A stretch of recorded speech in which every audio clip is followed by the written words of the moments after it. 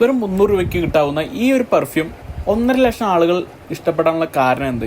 അതോ വെറും ഹൈപ്പാണോ? നമ്മൾ അതാണ് ഈ ഒരു വീഡിയോയിൽ നോക്കാനായിട്ട് പോകുന്നത്.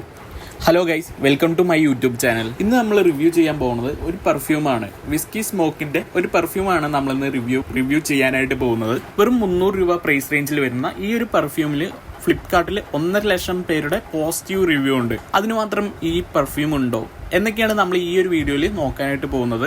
പാക്കിംഗ് നോക്കുകയാണെങ്കിൽ ഒരു ഡീസന്റ് പാക്കിംഗ് ആണ്. ബോട്ടിലിന്റെ ഡിസൈൻ നോക്കുകയാണെങ്കിലും കുഴപ്പമില്ലാത്ത ഒരു പ്രീമിയം ലുക്ക് തരുന്നുണ്ട്. സ്പ്രേ ക്വാളിറ്റി നോക്കുകയാണെങ്കിൽ അതും ഓക്കെ എന്ന് പറയാൻ പറ്റുള്ളൂ. അത്രയ്ക്ക് നല്ലതെന്നും പറയാൻ പറ്റില്ല, അത്രയ്ക്ക് മോശമൊന്നും പറയാൻ പറ്റില്ല. ഈ ഒരു പ്രൈസ് റേഞ്ചിൽ ഓക്കെയാണ്.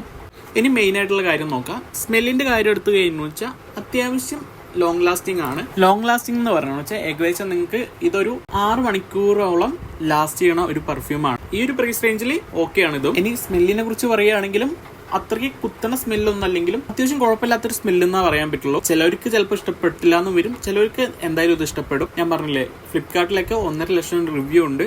അതിൽ കൂടുതലും പോസിറ്റീവ് റിവ്യൂ തന്നെയാണ്. അപ്പോൾ ചിലപ്പോൾ നിങ്ങൾക്ക് ഇഷ്ടപ്പെടാം, ചിലപ്പോൾ നിങ്ങൾക്ക് ഇഷ്ടപ്പെടാതിരിക്കാം. എന്തായാലും 300 രൂപയ്ക്ക് ഇത് ബെസ്റ്റ് എന്നാണ് എനിക്ക് പറയാനുള്ളൂ. ഓവറോൾ നോക്കുകയാണെങ്കിൽ 300 രൂപയ്ക്ക് ഈ ഒരു പെർഫ്യൂം വെർത്ത് ആണെന്ന് തന്നെ എനിക്ക് പറയാൻ പറ്റുള്ളൂ.